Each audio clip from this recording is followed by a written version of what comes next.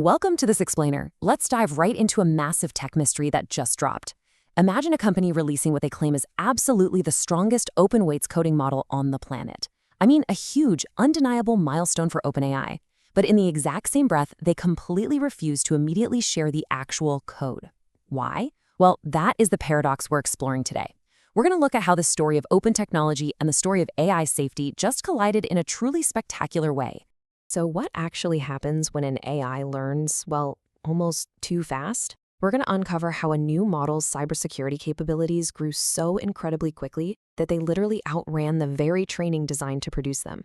It's a moment that actually made the creators themselves blink, and honestly, it fundamentally changes how we need to think about artificial intelligence progress going forward. Section 1.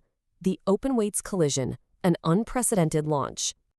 Okay, let's set the scene. August 14, 2026, Beijing-based ZAI, which was founded by Tsinghua professor Ji Tang, officially launches GLM 5.3. And according to their own claims, they achieved some astounding coding improvements. We're talking about a 6-fold jump in agentic tasks on Terminal Bench, with coding performance getting right up there with Anthropic's Claude Fable 5. They also introduced this mandatory reasoning feature that you literally cannot turn off, so it forces the model to basically think before it acts, across 3 different effort levels. But you know what the real kicker is? They pulled all of this off using a 743 billion parameter base. That is the exact same foundation as their previous model, GLM 5.2. No fancy new architecture at all. Moving to Section 2, the post-training breakthrough, unlocking power. So how exactly did this thing get so much smarter without a shiny new base model? To figure that out, we have to talk about a less glamorous but incredibly vital part of the AI pipeline. I'm talking about post-training. This is the phase of AI development that happens after that massive, super expensive initial pre-training. Think of pre-training like having the model read the entire internet just to learn vocabulary and basic facts. Post-training, though, that is where developers take that raw, unfiltered knowledge and actually refine, scale, and align the model so it can do specific, useful tasks. ZAI essentially proved that by purely scaling up this post-training phase, open-weight labs can unlock massive power and punch way, way above their compute weight. And the sheer scale of this result is just staggering. By focusing exclusively on post-training, ZAI managed to produce a 50% jump in coding capabilities over their previous model. That is a massive leap forward, and it's driven entirely by how they refine the model after its initial education. So the absolutely crucial takeaway here is that the capability ceiling sits somewhere else entirely. This sends a huge signal to the whole industry. It proves you don't always need to build an impossibly expensive, brand new base model from scratch just to completely redefine what an AI system can do. There is vastly more headroom in post-training than anyone really thought. Section 3. Emergent Cyber Capabilities, Surprising the Makers. Now, this is where the story shifts from being a cool technical triumph to something much more intense. If we look closely at the vendor's benchmarks, there's a really important distinction. On what we'd call shallow tasks, things like finding bugs on the CyberGym benchmark, GLM 5.3 scores 84.5%, actually narrowly beating out the closed frontier model, Mythos 5. But on deep tasks, like full exploitation tested on Exploit Bench, GLM 5.3 drops to 54.4%, which trails far behind Mythos 5's 78%. It started reasoning across multiple stages of cyber exploitation, forming coherent end-to-end plans, but the skill level is highly uneven. It is fantastic at scanning code and spotting a vulnerability, but when it comes to chaining multiple complex steps together to fully exploit a system, well, that's where it currently struggles. Why should you care about this distinction?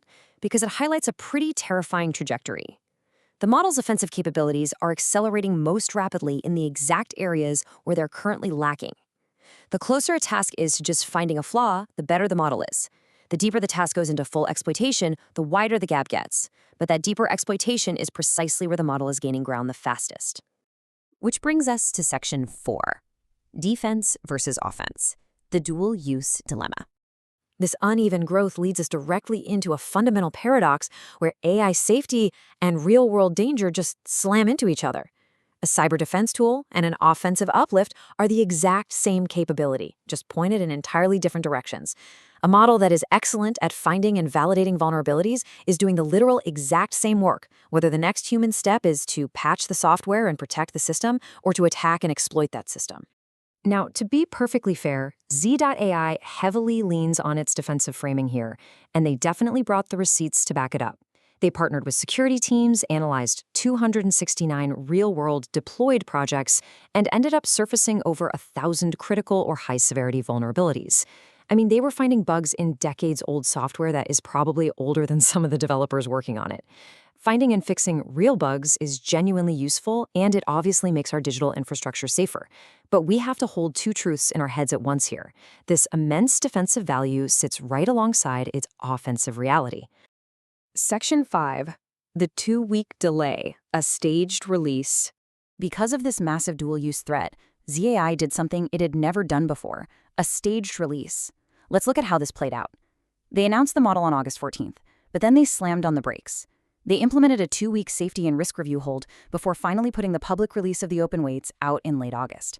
And while this staged release is, for sure, a commendable precedent for safety that buys time for evaluation, this timeline reveals just how incredibly brief the window of control actually is when you're dealing with open weights.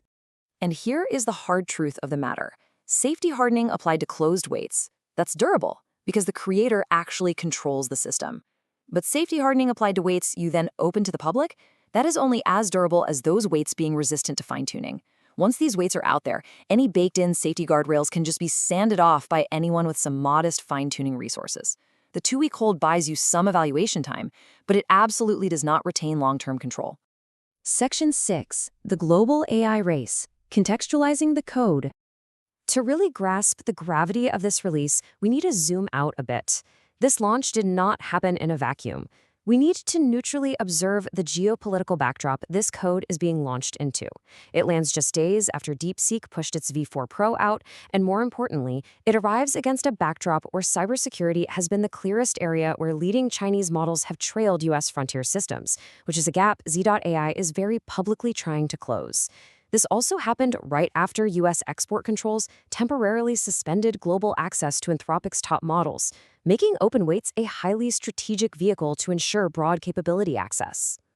Throughout all of this, ZAI's founder, Jie Tang, wraps the release in some pretty idealistic rhetoric. He argues that AI progress should be a symphony of global collaboration, rather than just one nation's solo. It's a nice thought, and it's a powerful sentiment to advocate for open AI progress. But as we've seen throughout this explainer, we really have to hold that idealism in tension with the very real threat of unleashing offensive cyber tools into the wild. And finally, Section 7, the permanent double edge. GLM 5.3 is, without a doubt, an undeniable milestone. But it also represents the exact moment an open weights lab had to blink at its own creation. It proves the massive underexplored power of post-training. But remember, in just 2 weeks, these capabilities became ownable by anyone, defenders and attackers alike. So as these incredibly powerful tools transition permanently into the public sphere, I want to leave you with this to think about. Does the symphony of open collaboration truly outweigh the permanent double edge of its risks? It's a question the whole industry is going to have to answer, and they're going to have to do it soon. Thanks for joining me on this explainer. Keep learning, and I'll catch you next time.